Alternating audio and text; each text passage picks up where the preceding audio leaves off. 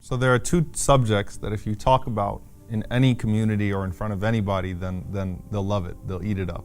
Marriage and jinn. So I remember, subhanAllah, there was once a sheikh, and I believe it was Sheikh Walid, who said that, instead of just talking about marriage separately and jinn separately, you might as well give a lecture about being married to a jinn and then you'll pack the house, right? Because those are two subjects that everyone wants to hear about. And it's very interesting because, subhanAllah, that's actually a subject that you find in the books of interaction, the fiqh of dealing with jinn and so on and so forth, is the sayings of the ulama on marriage to jinn. And you talk about a lack of compatibility, right? When you talk about being of a different species. So obviously it's something that's hated. But there are actually people that would try to go out, and some of them would even succeed in marrying a jinn, that they become so acquainted with that realm that actually happens. And I actually once met a brother, and I'm not saying that he was truthful in everything that he was saying here, but he was like, I was married to a human being 3 times and it didn't work out well. So I figured, let me go marry a jinn and that would work a little bit better. They give you a lot less trouble. And I'm like, yeah, well, you're probably just talking to yourself, but okay, no feed, there's nothing coming back to you from a jinn. So the point being here again is that it's there, these types of discussions are there. But what's the absolute first thing that we talk about when we talk about anybody else, whether it's another creation, another species, or a people? The first thing as believers that we are to be concerned with is their right upon us. So when we talk about the jinn, the very first thing we should talk about after establishing who they are is what are their rights upon us. Just like the animals have rights upon us, the jinn have right upon us, the angels, as we said, we shouldn't offend them, they have rights upon us. The jinn as well have rights upon us. And this is something that's well established in the sunnah of the Prophet ﷺ. And the Prophet ﷺ even gave us orders and commands along those lines. So Rasulullah ﷺ was approached by some jinn from around the Tigris River, min Jinn al-Jazira, some that came from the Tigris River. And they complained to the Prophet ﷺ about something.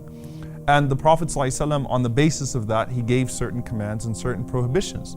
So on one occasion, the Prophet ﷺ, he prohibited the Arabs from, and anyone in that case in the desert, from urinating in random holes. Because Rasulullah ﷺ said those are actually habitats of the jinn, those random holes. Ibn Umar radiallahu anhu said that once the Prophet ﷺ was delivering a sermon, he was delivering a khutbah, and he was mentioning certain snakes to be killed. So the Prophet ﷺ said, if you see Dhul Tufyatain, Dhul Tufyatain means the snake that has 2 lines on the back. It's a particular poisonous snake that the Arabs were familiar with. So the Prophet ﷺ said, if you see Dhul Tufyatain, if you see that snake, then you should kill it. And he said, if you see Al-Abtar are snakes that have a mutilated or short tail, again something that the Arabs recognized as poisonous snakes, he said that you should kill those.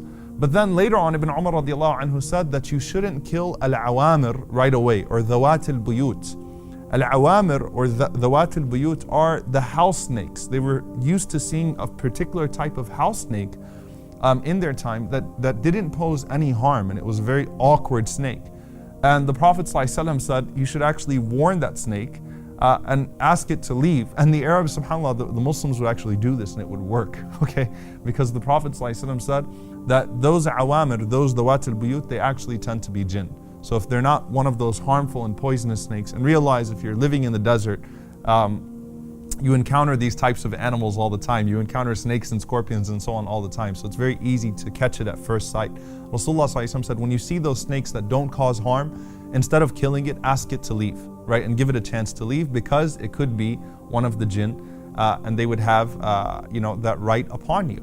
Abdullah bin Mas'ud radiallahu anhu, he also said that the Prophet ﷺ, talked about al-qareen. He talked about what the qareen has upon us, and the qareen is what Allah mentions in the Quran, the jinn that is always around us. There's a jinn that particularly constantly whispers to us. The same way that there's an angel that's constantly telling us to do good, and that's also called the qareen in Surah Qaf.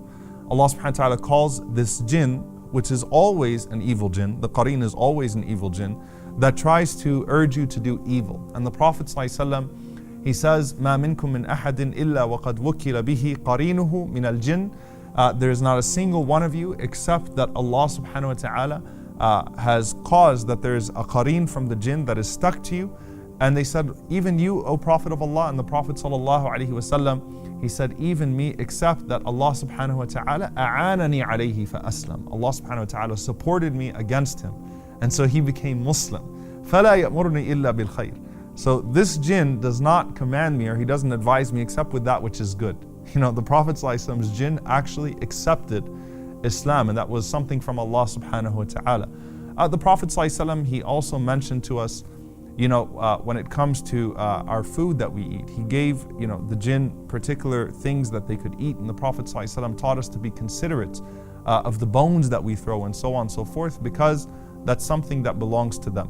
Now, as far as our interaction with them is concerned, you know, one thing we should not do is we shouldn't go to fortune tellers and people that seem to be able to know something of the future, because are they in communication with the jinn? Some of them are, but the Prophet ﷺ said what they do is they communicate with the jinn, and those jinn, you know, they're able to hear only a few things from the skies. They're able to hear something from what's being said in the skies and so on and so forth. Because after the Quran was revealed, the jinn were forbidden from exiting as-sama' ad-dunya. They're forbidden from exiting this heaven. So they hear very little information, and the Prophet ﷺ said they will hear one thing, وَيَزِيدُ فِيهَا مِئَةَ كَذْبَةٍ, but then they'll add 100 lies to it, and they'll give it to you then. So the soothsayer, or the one who deals with the jinn, is not going to tell you the truth. So the Prophet ﷺ told us, he taught us not to go to those that interact with the jinn to try to figure anything out of the future.